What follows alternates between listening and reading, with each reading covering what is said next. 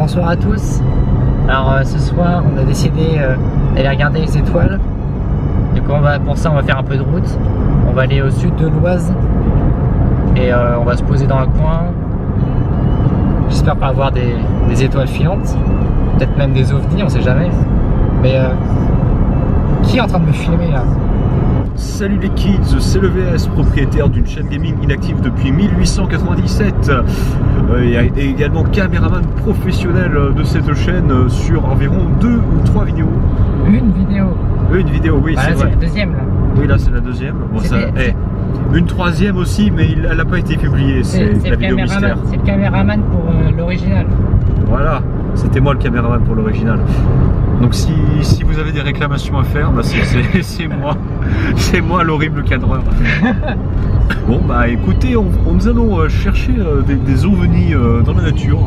Alors, on va déjà regarder les étoiles. Oui. Mais si on voit des ovnis, c'est bien. Et si on trouve une maison abandonnée, on ira faire de la chasse aux fantômes, appliquer des hannetons. Tout simplement l'exploration. Voilà. Donc voilà, on est parti pour faire un trip un trip complètement pourri en fait, on sait pas où on va, on est perdu. On n'est pas perdu. Vous pouvez constater là actuellement nous sommes au nord du Val d'Oise.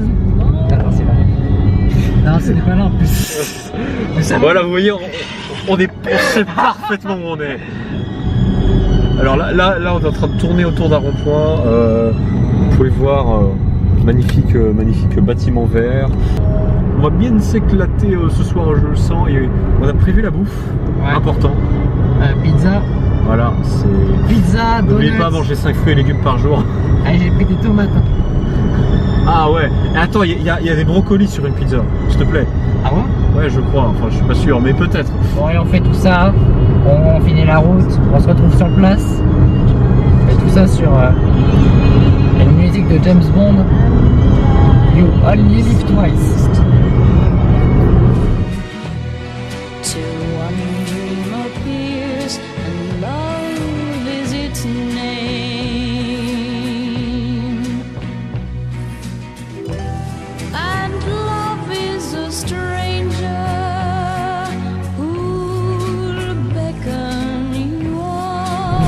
Le soleil se couche sur Anor Londo.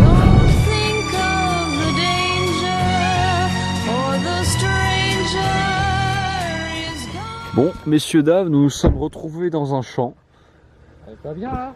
Ah bah, ça on est bien, ouais. Il n'y a personne, mais... Et pour quelle raison on est là? Pour les étoiles. Voilà. Pour l'univers. L'univers. Ce soir, c'est la nouvelle lune. C'est-à-dire que quand il n'y a aucune lune, donc aucun spot lumineux qui va nous perturber à regarder les étoiles, il n'y a pas de nuages. Et en plus, c'est la période, donc là on est le 11 août, c'est la période où il y a les étoiles filantes qui passent. Donc normalement, il y a toutes les conditions qui sont réunies pour qu'on voie bien les étoiles. Regardez. Il fait encore jour, hein, c'est... C'est encore un jour. On va se tomber sur un sanglier là. Oh, bah tiens, tant qu'il fait encore jour. Bah tiens, éteins la caméra. Ouais. Alors voilà, on s'est posé dans un petit coin de la campagne. Alors on a fait un peu de route quand même. Alors tout simplement parce que là où on habite, nous, la pollution lumineuse elle est très grande. Du coup, comme j'ai trouvé une carte sur internet qui montrait la pollution lumineuse et que j'ai vu que là où on est, il y en a un petit peu moins que là où on habite. Du coup on a fait une quarantaine de kilomètres. Et voilà, on s'est posé, regardez le ciel. Là on va voir plein d'étoiles. Ça va être super. Alors Vincent, comment ça va? Bah écoute, là je suis prêt à chasser le Slenderman dans cette forêt. Avec des pizzas de chez Domino's. Ouais, non, on a une lampe torche, donc ça va. La lampe torche, elle est... Ouais, voilà, je suis vraiment prêt à chasser le Slenderman dans la forêt, là. Alors maintenant, on va essayer de chercher les enveloppes... Non, tu sais, les lettres, là, comme dans le jeu vidéo Slenderman. Ouais, les petites feuilles de papier, là, con. Voilà, il y a la forêt à côté. Là, on est, c'est... Là, c'est vraiment la nature. Hein. Ouais, là, si on se fait bondir dessus par un sanglier, c'est normal. Alors là, il y a le soleil qui est en train de se coucher. Bon, on le voit pas parce qu'il est derrière les arbres. Voilà, donc on va C'est clair, faire un de petit loin, pique-nique. quand on regarde la display. Alors là, nous sommes posés avec les curly et les tomates cerises. Les pizzas. L'oasis, le coca. Pas d'alcool. Pas de tabac, rien. Juste du naturel. Tu sais qu'en ce moment c'est la nuit des étoiles filantes. Ah bon? Alors en ce moment c'est la nuit des étoiles filantes.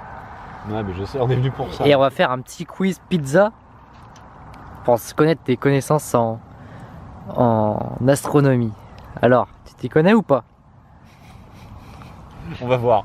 Alors, qu'est-ce qu'une étoile filante? Une étoile qui se bat, non? Ah bah non, ça marche pas comme ça. Non, c'est un corps qui se crame dans l'atmosphère. Alors c'est pas faux. Les étoiles filantes, c'est des grains de poussière en fait qui rentrent dans l'atmosphère à très grande vitesse. Et du coup, comme il y a un grand frottement avec l'atmosphère, et bah ça génère de la chaleur. Et la chaleur, bah ça fait de la lumière. C'est pour ça qu'on voit une traînée blanche. Alors Vincent, une nouvelle petite question d'astronomie. C'est à toi que je parle. Alors dis-moi les planètes du système solaire. Dans l'ordre, en partant du soleil. Mercure. Ouais. Mars. Non. Non, troisième Mars. Alors Mercure, Vénus, Exact. Mars, la Terre. Non. La Terre, elle est avant Mars. La Terre, Mars, bon. Saturne, Jupiter. Dans l'autre sens. Jupiter, Saturne, tu vois, je l'avais.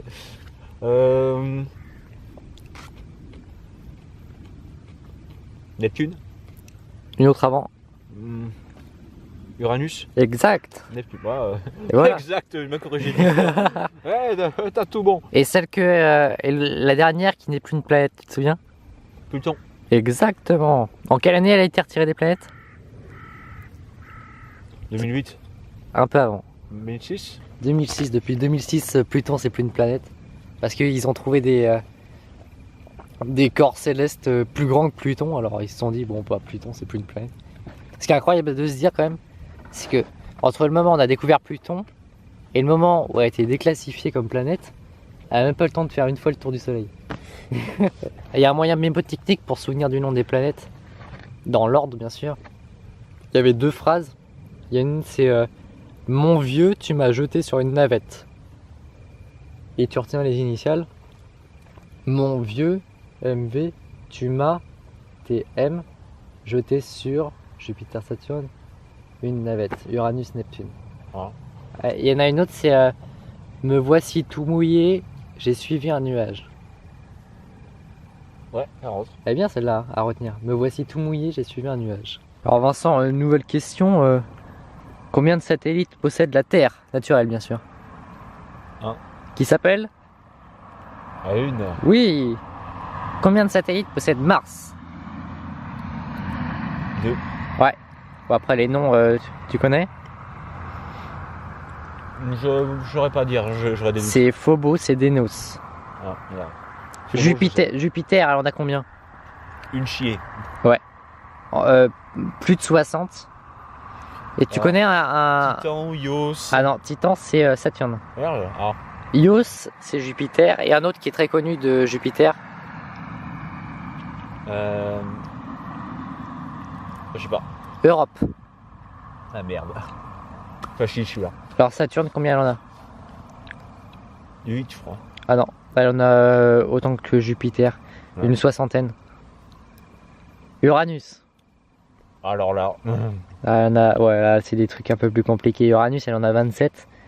Et Neptune, elle en a 14. Et un satellite connu de Neptune, c'est Triton.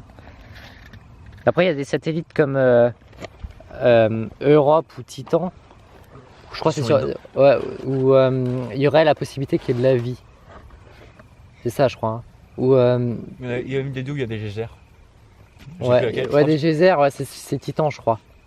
Et sur Europe, je crois, ils ont trouvé où ils pensent qu'il y a de l'eau glacée ou quelque chose comme ça. Bon, tu sais, avec ce qu'il y a dans l'univers, ils ont trouvé des planètes avec des mers de métal fondu. Donc, Ouais, et même des mers d'or, des trucs comme ça. Il y a même une planète, enfin j'avais vu ça il y a très longtemps dans Science et Vie Junior, je me souviens. C'est une planète où le cœur de la planète, c'était un énorme diamant. Mais genre, en fait, t'as toute la planète, elle est recouverte de croûte terrestre. Et en dessous, c'était juste un diamant. Parce que les conditions, c'était celles des... pour que ça crée du diamant. Ouais, mais elle est à des milliards d'années-lumière. Puisque tu t'y connais si bien, donne-moi la distance de la Terre à la Lune. 30 000 je crois, ou 40 000. Ah non, beaucoup plus. Ah. C'est en centaines de mille. Je le savais, mais là franchement... C'est 384 000. Exactement, c'est 384 400. Mais ce qu'on retient en règle générale, c'est 384 000. Et la distance de la Terre au Soleil? Beaucoup. Ouais, c'est en millions. 1 × 10 puissance 6. C'est 149,6 millions.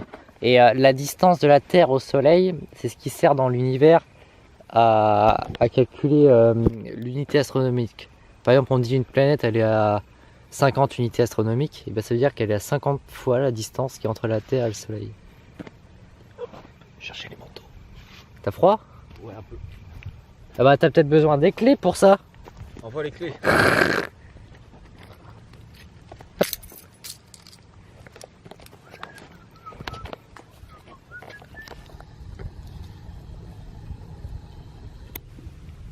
Voilà, la nuit est tombée. Alors, Presque. ouais, presque tombée. Il y a encore un petit peu de lumière. Maintenant, on attend que les étoiles elles apparaissent. Il y en a une là.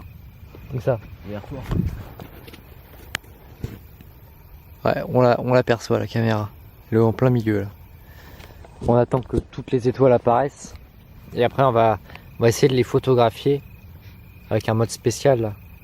On va voir ce que ça donne.